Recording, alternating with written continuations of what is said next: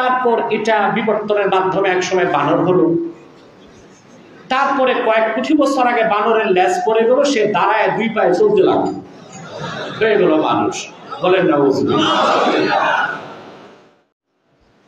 আপনারা জানেন বাংলাদেশে অনেক নাস্তিক এবং অবিশ্বাসী আমার সাথে বিতর্কে এসেছে। আমার পক্ষ থেকে বাংলাদেশের প্রত্যেকটি পাবলিক বিশ্ববিদ্যালয়ে যারা বিবর্তনবাদ পড়ায় তাদেরকে চ্যালেঞ্জ করেছি যে তোমাদের বিবর্তনবাদকে 1 ঘন্টায় আল্লাহর কোরআন দিয়ে আমি নাকচ করে দেব। এই ঠাকুরমার ঝুলিতে গল্প আসছে। কি গল্প? এক দেশে ছিল রাজা, রাজার ছিল ঘোড়া, ঘোড়ার ছিল 8 পা, 3 মাথা, 4 লেজ।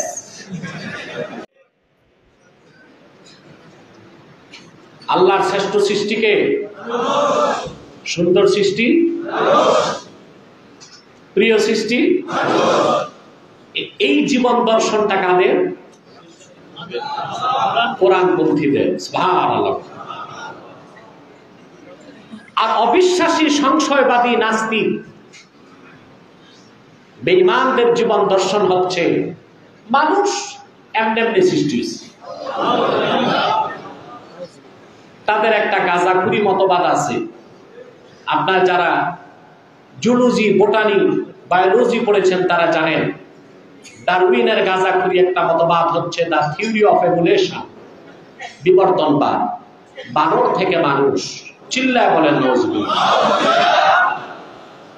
এটা পড়ানো হয় আমাদের দেশে স্কুলে, ক্লাস 9 থেকে মাস্টার্স পর্যন্ত প্রাণী বিজ্ঞানে এটা পড়ানো হচ্ছে বিবর্তনবাদ। সারা দুনিয়া, আমেরিকা, কানাডা, গ্রিনল্যান্ড, সুইজারল্যান্ড, সমস্ত আধুনিক রাষ্ট্রগুলো বিবর্তনবাদকে ডাস্টবিনে নিক্ষেপ করেছে। আর আমার দেশের অতি উৎসাহী কিছু বুদ্ধিজীবী যারা পশ্চিমাদের গোলামি করে, তারা সেই বিবর্তনবাদকে আমার দেশের স্কুলে পাঠ্য বইতে অন্তর্ভুক্ত করেছে। কেবলমাত্র উদ্দেশ্য হচ্ছে আগামী প্রজন্মকে নাস্তিক বানানো, অবিশ্বাসী বানানো।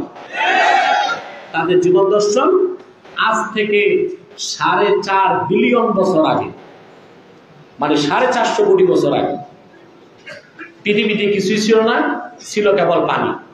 কি ছিল? পানি। তো 450 কোটি বছর আগে এটা দেখছে কি? বিজ্ঞান মানে হচ্ছে, বিজ্ঞানের কথা হবে জাস্টিফাই করা, প্রুফড, প্রমাণিত। এই কথার কি প্রমাণ আছে? 450 কোটি বছর আগে পানি ছিল, আর কিছু ছিল না।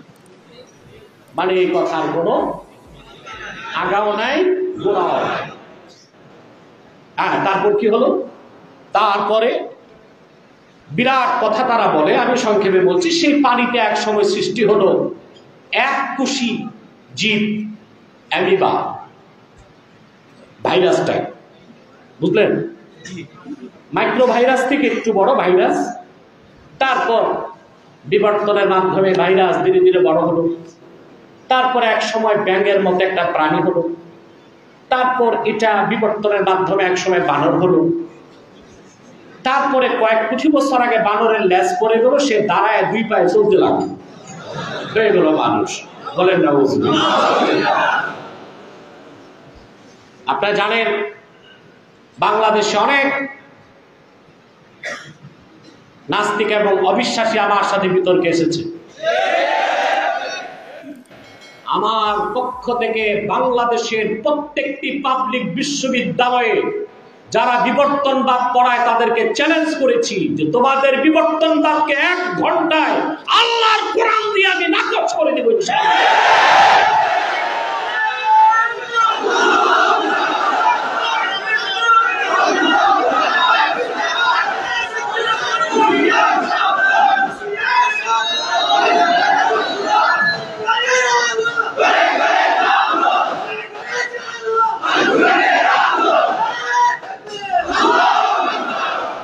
প্রিয় সুধী, দুনিয়ার সমস্ত বিজ্ঞানীরা একমত হয়ে ফাতাওয়া দিছে। বিজ্ঞানীদের একটা ফাতাওয়া আছে,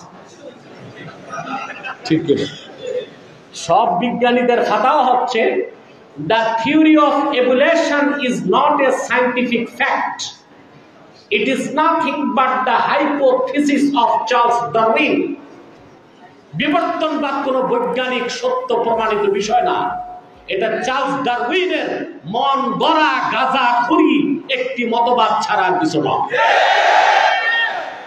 বিজ্ঞান বইতে আমরা বিজ্ঞান পড়ব, বিজ্ঞান বাদ দিয়ে থিসিস কেন পড়ব? থিসিস মানে থিসিস, তার বিপরীতে অ্যান্টিথিসিস, তার মাঝখানে সিনথিসিস। তুমি শুধু থিসিস পড়াও, ডারউইনের বিবর্তনবাদ, সেই মিথ্যা বিবর্তনবাদের গোবর ফাঁস করেছে ইসলামপন্থীরা, সেই থিসিসটাও পড়াতে হবে। তাহলে যুব সমাজ বুঝবে কোনটা সত্য কোনটা মিথ্যা, ঠিক কিনা? তাহলে আমাদের জীবন দর্শন আর অবিশ্বাসীদের জীবন দর্শনের পার্থক্য আছে। ওরা বের করলেই বিবর্তনবাদের গাঁজাখুরি গল্প। এটা ওই গল্পটা কিরকম আপনারা শুনেছেন যে দাদা দাদিরা আষাঢ় মাসের প্রচন্ড বৃষ্টির সময় নাতি নাতনিদের আষাঢ়ে গল্প শোনাইত, শুনছেন না? এগুলো আপনারা ঠাকুরমার ঝুলিতে পড়ছেন বাল্যকালে, কথা বলে না পড়ছেন না? ঠাকুরমার ঝুলি, ওখানে আমরা দেখতাম এই ঠাকুরমার ঝুলিতে গল্প আসছে। কি গল্প? এক দেশে ছিল রাজা, রাজার ছিল ঘোড়া, ঘোড়ার ছিল 8 পা, 3 মাথা, 4 লেজ। এইরকম আষাঢ়ে গল্প আমাদের বিজ্ঞান বইতে পড়ানো হচ্ছে স্কুল, কলেজ এবং ভার্সিটিতে।